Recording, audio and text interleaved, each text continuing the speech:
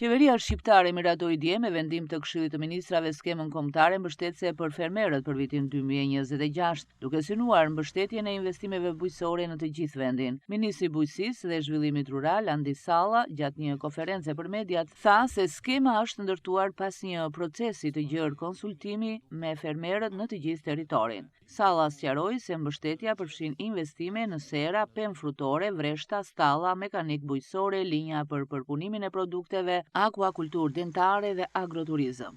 Është një skem ku ne kemi konsultuar së bashku me fermerët në gjithë territorin, kemi pas një dëgjes me ta, në gjithë takimet që kemi kryer, 23 takime dhe në 12 qarqet e Shqipërisë, ku është një skem ku do ta prezantojmë sot.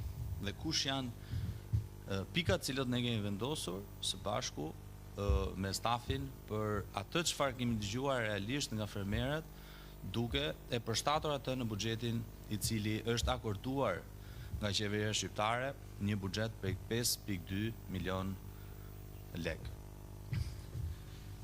Do të mbështesim të gjitha aplikimet apo projektet të cilat janë investimet në sera, pemë frutor, vreshta, stalla, mekanik bujqësore, linja e përpunimit të produkteve, akuakulturë dentare dhe agroturizëm. Do të hapim investime për thirrje të reja, të cilat janë për fermerët e ri, të cilët do të mbështeten me 10 milion lek ose 10.000 euro grant, ku kryesisht do të jetë në blegtori. Për ndërtimin e staneve për blegtorët me grant diku tek 3 milion lek, për pajisje makineri bujqësore me grant 500.000 lek, ku përfshihen të gjithë tankrat dhe ruajtjen e qumshtit, të cilët do të mbështeten edhe për vajin e ullirit. Prioritetet do të jetë në blegtori, ku në gjeth nga 10.000 lek në 12.000 lek, për të imtat nga 1.200 lek në 1.500 lek, ku dyfishohet për bletën nga 1.000 lek në 2.000 lek. Sipas Sallës, për herë të parë fermerët që rrisin dera do të marrin 7.000 lek, ndërsa pragjet e përfitimit janë përgjysmuar. Për herë të parë i japim 7.000 lek për dosën në sektorin e rritjes së derrit. Pra, është një masë e re, cilët e kanë adresuar fermerët për të qenë edhe kjo masë në skemën e kombëtare. Përgjysmohen pragjet e përfitimit, pra përfitojnë fermat me 5 lop, me 50 krerë të imta, me 25 koshere dhe me 5 dosa.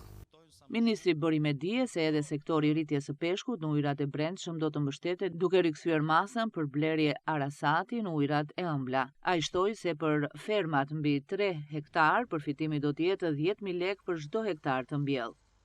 Subjekti i rritjes peshkut në ujërat të brendshëm do të mbështetet dhe kjo masë e cila është për blerje arasati në ujërat e ëmbla, të cilat ne kemi në territor, dhe kjo është një masë e cila mendojmë që është në rifutjen e në këtë skemë cilët ne kemi.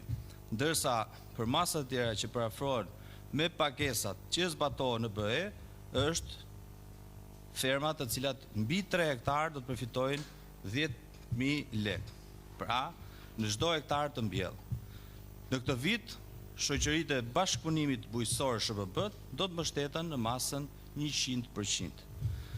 Vazhdojnë mbështesin fermat me prodhim organik të certifikuar, pra me GloGAP, i cili do të synojmë, të cilët ne do të vazhdojmë edhe në këto ferma. I pyetur për zhbllokimin e fondeve të IPAR 3, ministri bëri me dije se brenda datës 9 prill do të depozitohen masat e fundit të kërkuara nga BE për të bërë më pas akreditimin e kësaj pakete.